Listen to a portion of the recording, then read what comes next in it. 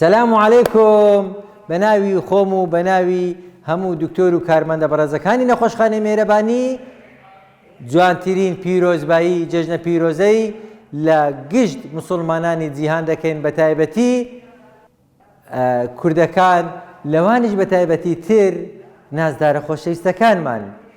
خۆشەویستان میهرەبانی دەیەوێتن هەموو مەراسیمە دینیەکان بڵێتە خەڵکی نازداری زۆر هەنا لۆیەکە تەشجیعی هەموو خەڵکی دەکەم.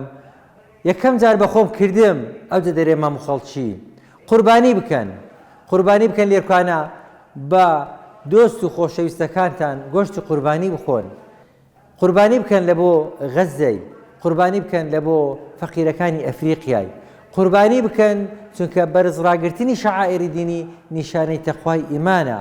خۆشەویستان خێرەکی زۆر زۆر گەورەیە کەوا لە جەژنی قوربانی بکەی لە بۆ حاجەکانیش زۆر گرینگە.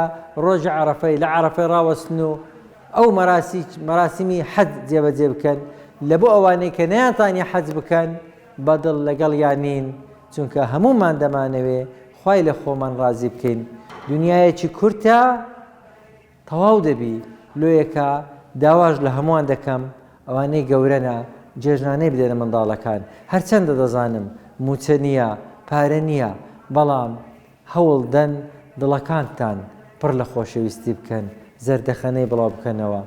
لەگەر هەر چێژ عادز بووی چابەوە لەگەری لە پێناو خوای گەورە هەوڵدا قەتعی سیلەی ڕەحم مەکە تەنها بە سەلامەکیش بی هەر بیهێلەوە چونکە دنیاەکە کورتە پێش ئەوەی بڕۆین ئەتو برێ سەلامن سەلامە خۆت فێرە سەلامی بەهەشتیان بکە خوای گەورە عاقبەت خێرمان بکە هەموو ڕۆژێکتان تەعات و عیبادەت دووبارە جەژنتان پیرۆز.